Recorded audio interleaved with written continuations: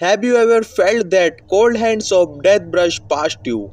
Have you ever had that moments where your heart pounds, your breath quickens, and every shadow feels alive?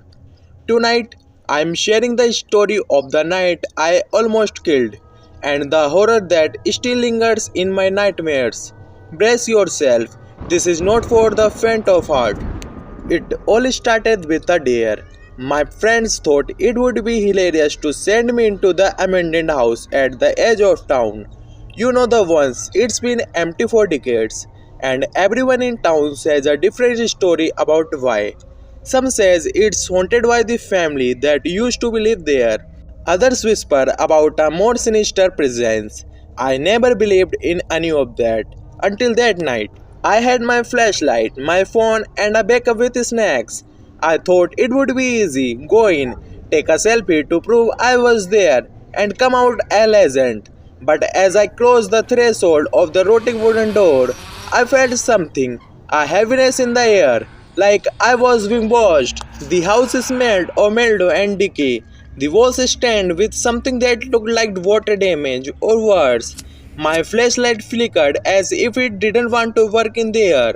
I laughed nervously, calling out, "Hello, anyone here?" I tried to sound brave, but the echo of my voice felt wrong, like the house swelled the sound and gave nothing back. That's when I noticed the first strange things. On the floor, in the dust, were footprints, fresh ones. They weren't mine. They were too big and weird, like someone had walked there with no shoes. The hairs on my back of my neck stood up, but I told myself someone else must have been here recently. That's when I heard it, a faint, low humming coming from somewhere deep inside the house. I should have turned back. Every instinct screamed at me to leave, but curiosity pulled me deeper.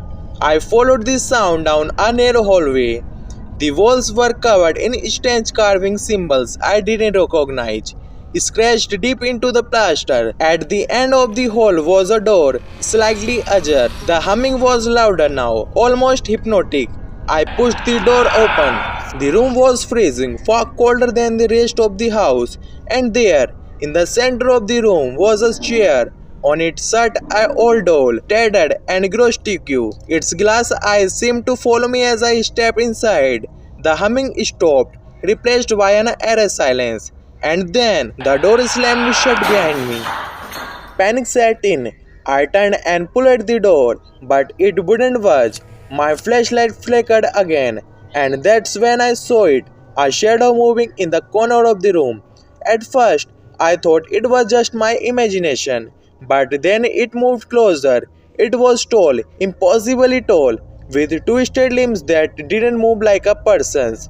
Its face was obscured, but I could feel its gaze running into me. I screamed, fumbling for my phone, but the screen was black. The shadow lunged toward me, and I felt an icy grip on my arm. I have never felt anything like it painful, like needles digging into my skin. I yanked away and ran, throwing myself against the door until it finally gave way. I didn't stop running. I tore through the hallway, hearing footsteps pounding behind me. The wall seemed to close in, the carvings glowing faintly in the dark. I stumbled out the house, collapsing onto the overgrown lawn. When I looked back, the door was wide open, swinging gently in the wind. But I swear, in the window above, I saw a door staring down at me. I didn't tell my friends the full story. I couldn't. They laughed when I said the house was just too creepy and I didn't get the selfie. But I have never gone back, and I never will. Sometimes late night I still feels that icy grip on my arm, and I wonder, did I really escape,